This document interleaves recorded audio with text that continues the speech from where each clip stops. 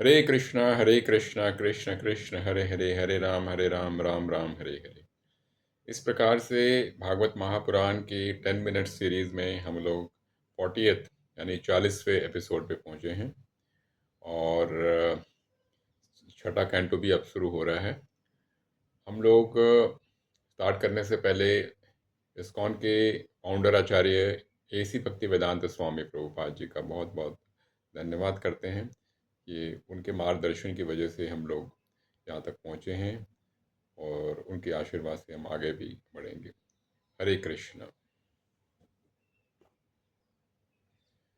तो ये छठा जो कैंटो है, ये भगवान कृष्ण के छाती चेस्ट को इंडिकेट करता है।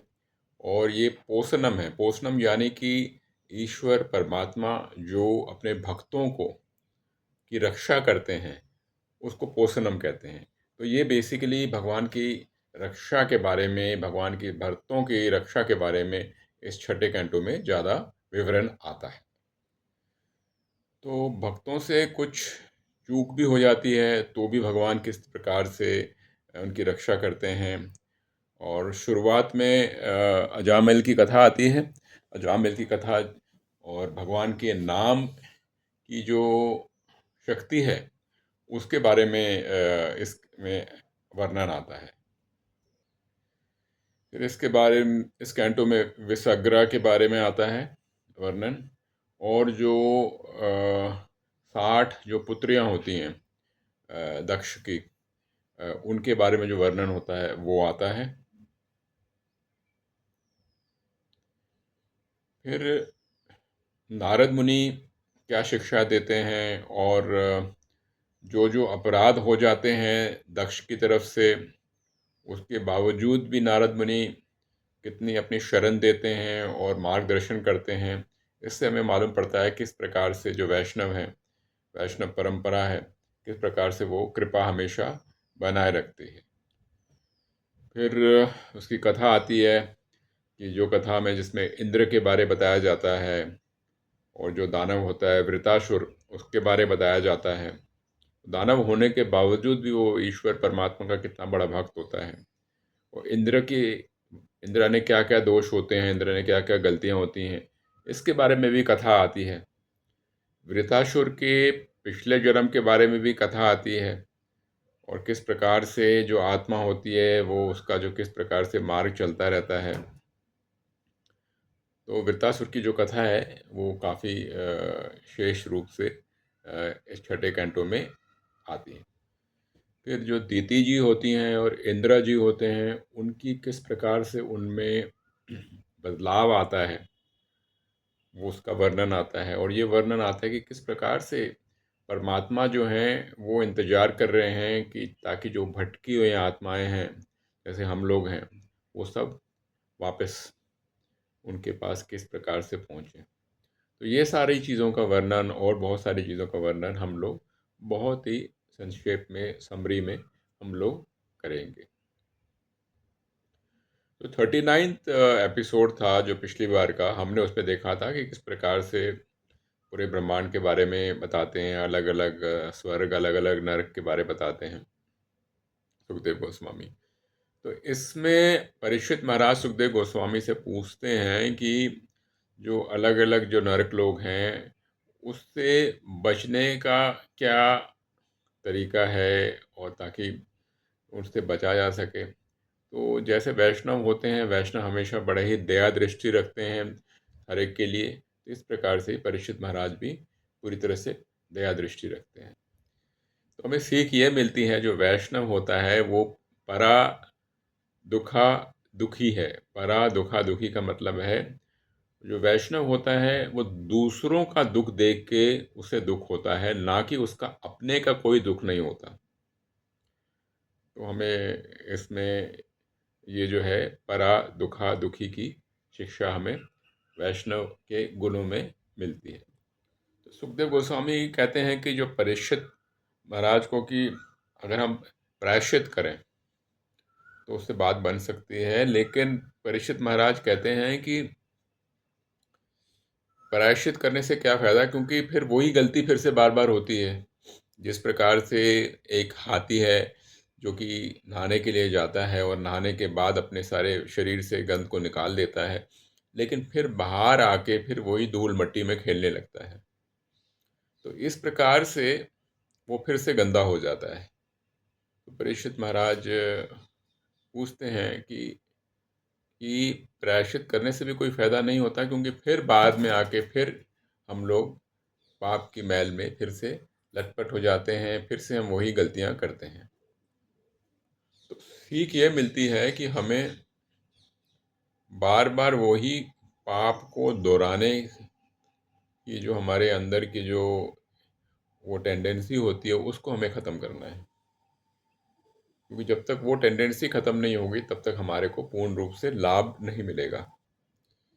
इस बात पे सुखदेव गोस्वामी काफ़ी प्रसन्न होते हैं, जो परीक्षित महाराज ने पॉइंट किया। तो सुखदेव गोस्वामी कहते हैं कि अगर हमें सच्चा ज्ञान मिलता है तो सच्चे ज्ञान मिलने से तो हमारे अंदर जो अज्ञान का है और जो हमारे अंदर भ्रम है, वो जो चीज़ है उसका नाश हो सकता है, जिससे कि हम लोग जो बार बार पाप करते रहते हैं और फिर उसके बाद बार बार प्रायश्चित करते रहते हैं, ये जो है, ये चक्र है, ये चक्र जो है ये तोड़ा जा सकता है। तो ये सच्चा ज्ञान हमारे अंदर किस प्रकार से आता है? तो सुखदेव गोस्वामी कहते हैं ये सच्चा ज्ञान आता है अगर हम त्याग करते हैं, हम ब्रह्मचर्य का पालन करते हैं, हम अपनी बुद्धि को, माइंड को कंट्रोल करते हैं, और हम लोग इंद्रियों को कंट्रोल करते हैं, हम अपने जो मार्ग है, हम अपने सच्चाई का मार्ग का पालन करते हैं और शुद्धता रखते हैं और प्योरिटी रखते हैं। इस प्रकार से ये सारी चीज़ें करने से हमारे अंदर सच्चा ज्ञान जो आता है वो टिकता है, और इस प्रकार से हम लोग बार बार पाप करने से छूट सकते हैं। पर परीक्षित महाराज को सुखदेव गोस्वामी के इस जवाब से भी उनको संतुष्टि नहीं मिली। परीक्षित महाराज का कहना था कि जैसे कि जंगल है बैम्बू ट्रीज का, हम उनको जला देते हैं, लेकिन जो बैम्बू होता है उसकी जो जड़ें होती हैं वो तो ज़मीन में होती हैं। फिर क्या होता है, ऊपर से बैम्बू आपने जला दिया, लेकिन जड़ें क्योंकि नीचे उसकी लगी हुई हैं, फिर से वो बारिश होने से फिर से वो उग जाता है। तो ये एक बात परीक्षित महाराज सुखदेव गोस्वामी को बोलते हैं और प्रश्न रेज करते हैं। तो सीख क्या मिलती है? सीख यह मिलती है कि कर्म कांड और ज्ञान कांड दोनों को मिला भी दो तो भी हमारे पाप करने की जो हमारी प्रवृत्ति है वो ख़त्म नहीं होती है, और हमारे को, हमारी जो बुद्धि है, इंद्रियां जो हैं, जो हमारे क्रोध है, अहंकार है, ये सारी चीज़ें हमारे को भटकाते रहती हैं और गलतियां करवाते रहती हैं।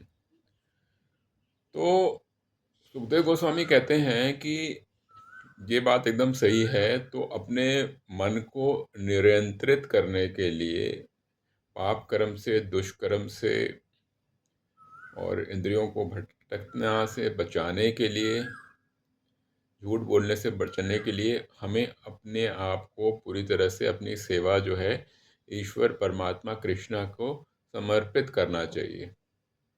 और ऐसे करने वाले जो हैं उनका कहना है बहुत ही दुर्लभ जीव होते हैं, जो कि अपने आप को पूरी तरह से ईश्वर परमात्मा कृष्ण को समर्पित करते हैं भक्ति में। तो इस प्रकार से उनका कहना है सुखदेव गोस्वामी का कि जो हमारे पाप हैं वो जड़ से निकल सकते हैं। तो सुखदेव गोस्वामी कहते हैं जो जीव अपने आप को कृष्ण के चरण कमलों के साथ जोड़ लेता है, उसी का सच्चे तरीके से, परमानेंट तरीके से उसी का लाभ हो सकता है, क्योंकि उसने भगवान की शरण ले ली है और चरणों को पकड़ के रखता है, और अपना जो पूरी बुद्धि है वो पूरी तरह से ईश्वर में वो लगा सकता है, भगवान की लीलाओं में अपने आप को पूरी तरह से वो समेट के रखता है। तो ऐसे इंसान को कभी भी यमराज का या यमदूतों का कभी भी खौफ नहीं आता, और वो उन्हें मृत्यु के समय भी ऐसे लोगों को, ऐसे भक्तों को परेशान नहीं करते हैं। तो भगवान की लीलाएं, भगवान का रूप, भगवान का नाम, इन तीनों चीज़ों में हम अपने आप को समर्पित करेंगे, भगवान के चरणों में समर्पित करेंगे, तो हम लोग बचे रहेंगे। तो सुखदेव गोस्वामी जी ने परीक्षित महाराज को इसका विवरण देने के लिए आगे जाके अजामिल जी की कथा प्रस्तुत करी। इसको हम लोग अगले एपिसोड में कवर करेंगे। हरे कृष्णा कृष्ण कृष्ण हरे हरे, हरे राम राम राम हरे हरे।